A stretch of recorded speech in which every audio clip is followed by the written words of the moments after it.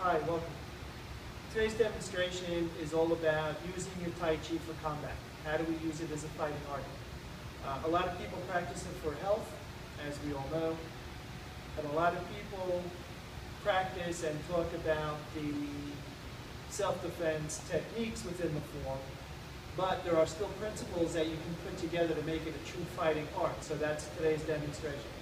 So the two principles that we're going to be talking about is moving from one posture to another, put them together. And the second is this whole rooting and weight down throughout the self-defense techniques, because that's what makes Tai Chi such a devastating martial art. So I'm going to bring one of my people out here. This is Paul. He's going to help us out on this. So the first, and we have not practiced this. This is, I want you to know that for self-defense reasons, you can't always plan it, but I want to show these principles so you understand what we're talking about. So I'm going to ask Paul to grab my wrist nice and tight. He's not going to let me move, I hope, and I can't fight my way out of this. Hold me tight. Okay? So the first thing that I want to talk about when it comes to self-defense is relaxation and dropping and rooting. Notice as I drop my weight, he moves, and I'm just about out of that wrist hold. I put no strength on that. Okay? So now, when we talk about things like wave hands like clouds, it's still this relaxation that gets the job done.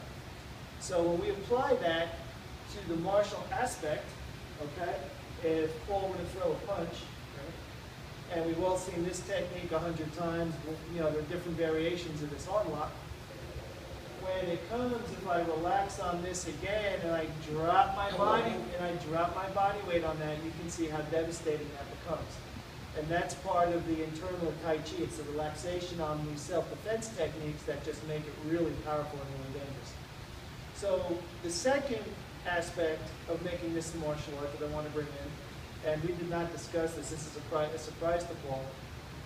When we do our form, we go through them sequentially. So we'll do 3-part horse's mains, and we do eagle spreads its wings. It's all sequential. Well, that doesn't help me in a fight, because if I go to do a brush knee and my opponent moves, what am I going to? I can't do another part horse's main to correct if my partner moves. That doesn't work. So I'm going to ask Paul to pick 2 or 3 non-sequential movements from our form, and we're going to apply that to self-defense applications so you can get a feel for how to practice this for self-defense. Got it? Which one do you want to do? Okay.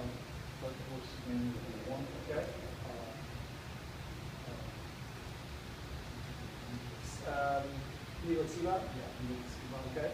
And then okay, and then yeah. Okay. As best as I can do. All right. So we're talking about part horse's main, which is this. Middle at C bottom, which is this. And what was the third one? I'm sorry. Oh, and that you see a lot of times throughout our form. So I'm going to ask Paul to bring a punch one more time. Here's part of the horse's mane. I've pretty much got him here. Now, if he steps out, I still need to keep this fluid. So now here's my needle at C bottom. Okay? And the third one was, so even if I miss this, I can still, and there are the 3 pieces of the form for self-defense purposes. So when you practice your Tai Chi, I recommend taking the movements out of context, putting them together, and see how they work to form a self-defense, a self-defense part, how it all goes together. So I'll ask you to pick 3 more. We'll do one more demonstration. Kick in there. Okay. And then brush knee. Okay. And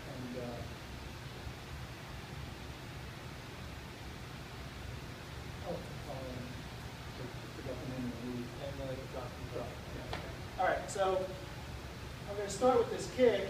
Now, if he pushes past this kick, just for, and I come here, and he pushes past it, push past that foot. If you're attacking, push past the foot. Right? If he comes in, here's my brush knee. All right, I still have control here. Okay? Another application for that. All right, here's another one. I can get to the side maybe if he comes in. And I'm here, I can still get a brush knee here. What was the third movement? Sorry. Oh, okay. So it's easy to see where this will go with that drop back fist, right? Here and here, and I still have his head here, and there is that. We were talking about body dropping. Here's a great example of that. I bring my body weight down. It's going to be devastating. So it's relaxation. It's knowing your pieces of the form and adding the body weight onto the techniques, and it becomes this devastating martial art. I hope you enjoyed that video, and we'll see you next time. Thank you, Paul.